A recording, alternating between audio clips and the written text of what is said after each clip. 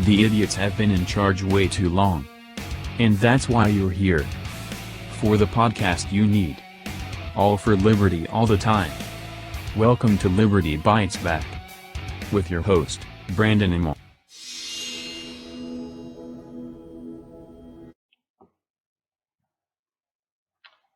Justin Amash, apparently he doesn't even own a dictionary. He tweeted after Trump gave his election night speech. Well, first let's hear that. Well, thank you very much. Thank you. Thank you very much. Please sit. Thank you. This is without question the latest news conference I've ever had. Thank you. Thank you. I appreciate it very much. And I want to thank the American people for their tremendous support. Millions and millions of people voted for us tonight. And a very sad group of people is trying to disenfranchise that group of people. And we won't stand for it. We will not stand for it. I want to thank the First Lady, my entire family, and Vice President Pence, Mrs. Pence, for being with us all through this.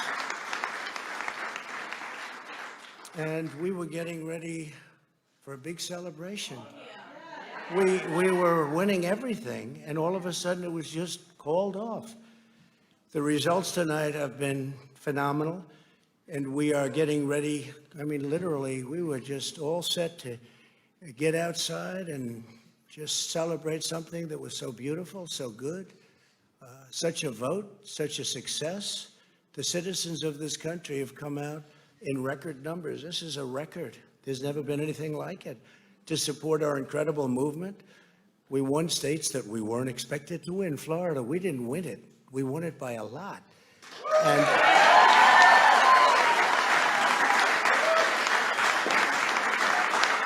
we won the great state of Ohio.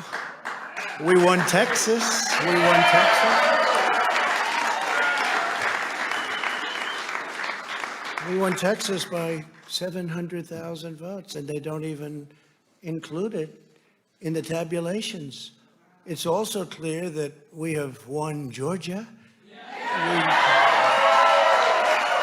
We're up by 2.5% or 117,000 votes with only 7% left. They're never going to catch us. They can't catch us. Likewise, we've clearly won North Carolina,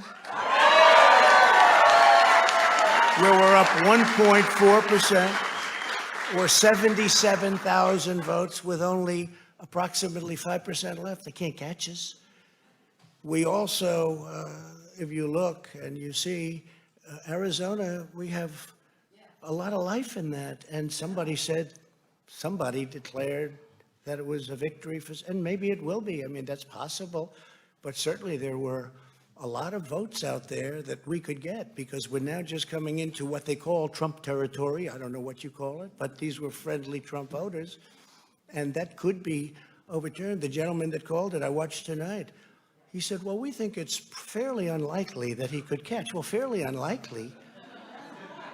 And we don't even need it. We don't need that. That was just a state that if we would have gotten it, it would have been nice, Arizona. But there's a possibility, maybe even a good possibility. In fact, since I saw that originally, it's been changed and the numbers have substantially come down just in a small amount of votes. So we want that obviously to stay in play. But most importantly, we're winning Pennsylvania by a tremendous amount of votes.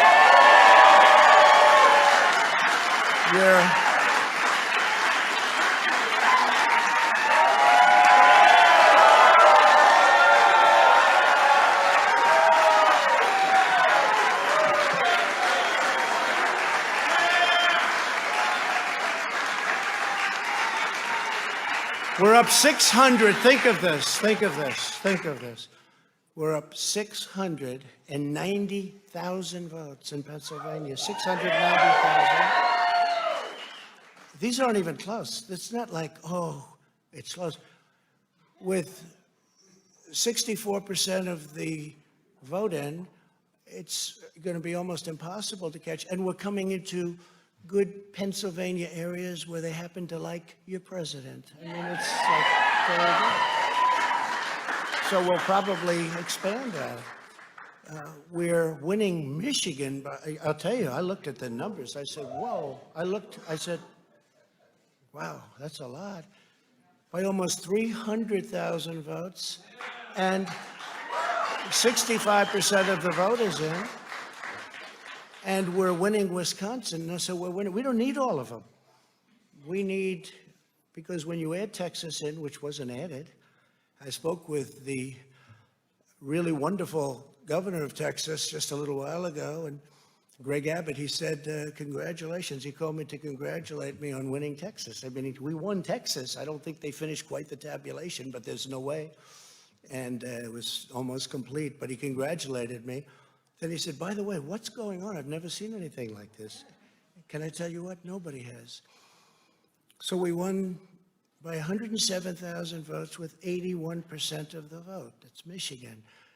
So when you take those three states in particular, and you take all of the others, I mean, we have so many, we had such a big night. You just take a look at all of these states that we've won tonight, and then you take a look at the kind of margins that we've won them by. And all of a sudden, it's not like we're up 12 votes and we have 60% left. We won states, and all of a sudden, I said, what happened to the election? It's off. And we have all these announcers saying, what happened? And then they said, oh, because you know what happened? They knew they couldn't win. So they said, let's go to court. And did I predict this, Newt? Did I say this? I've been saying this from the day I heard they were going to send out tens of millions of ballots. I said exactly, because either they were going to win, or if they didn't win, they'll take us to court.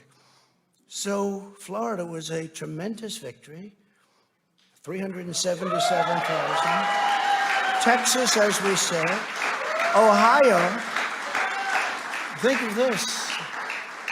Ohio, a tremendous state, a big state. I love Ohio. We won by 8.1%, 461,000. Think of it. Almost 500,000 votes. North Carolina, big victory with North Carolina. And so we won there. We lead by 76,000 votes with almost nothing left. And all of a sudden, everything just stopped. This is a fraud on the American public. This is an embarrassment to our country. We were getting ready to win this election. Frankly, we did win this election. We did win this election. So our goal now is to ensure the integrity for the good of this nation. This is a very big moment. This is a major fraud in our nation. We want the law to be used in a proper manner. So we'll be going to the U.S. Supreme Court. We want all voting to stop. We don't want them to find any ballots at 4 o'clock in the morning and add them to the list, okay? It's a very sad moment. To me, this is a very sad moment, and we will win this, and as far as I'm concerned, we already have won it. So I just want to thank you, and I want to thank all of our support. I want to thank all of the people that worked with us, and Mr. Vice President, say a few words, please. Please.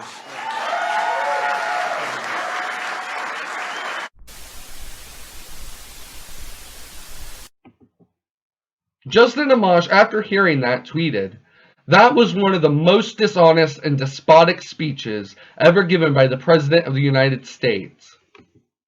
What he forgets to do is look up the definition of the words he is using. Justin Amash, open up a dictionary. See what in the heck you're saying before you say it. Let's take a look at despotic. Despotic is from despot. The definition is A ruler with absolute power and authority, one exercising power tyrannically, a person exercising absolute power in a brutal or oppressive way. Nothing that Trump did or said could be considered despotic, as all is legal in what he said. Justin Amash may need to understand law and get some understanding of the processes of the government. He truly lost my respect in that one argument he made, showing Trump Derangement Syndrome over reality and facts. Really, at the time, Trump said such things. Amash also said absolutely nothing when Joe Biden did the same as Donald Trump.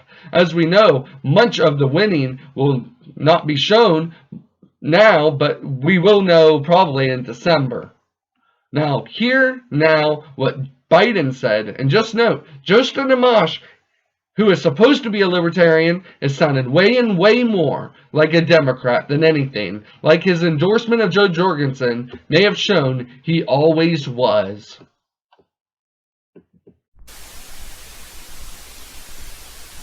After a long night of counting, it's clear that we're winning enough states to reach 270 electoral votes needed to win the presidency.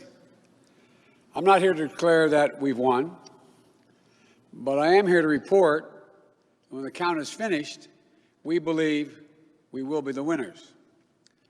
With all the votes counted, we have won Wisconsin by 20,000 votes, virtually the same margin that President Trump won that state 4 years ago.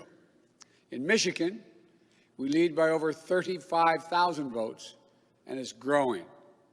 A substantially bigger margin than President Trump won Michigan in 2016.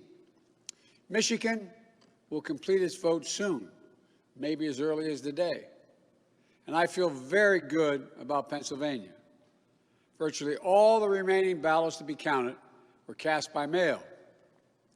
And we've been winning 78% of the votes by mail in Pennsylvania.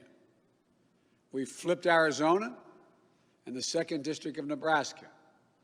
Of special significance to me is that we've won with the majority of the American people. And every indication is that that majority will grow. We have a popular vote lead of nearly 3 million votes, and every indication is that will grow as well. Indeed, Senator Harris and I are on track to win more votes than any ticket in the history of this country that ever won the presidency and vice presidency.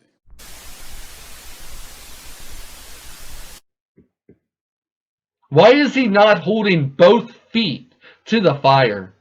Because he, Justin Amash, is cheering for Joe Biden to win. He said not a damn thing about stopping the vote, which was the most fishiest thing about this election. Stopping the voting counting in all of these states, and Justin Amash said nothing. He doesn't hear that. He doesn't care. And Donald Trump supporters, when they're saying stop the vote, they're not meaning that. They're meaning to get their people in there and watch them count these votes. But trust me, they surely want them counted. I've never seen an election like this year. I think it should be clear when they decide to stop voting that the claims of fraud would be in the mouths of all people. Nobody is going to trust the election since so many fishy, unprecedented things occurred that never were seen before.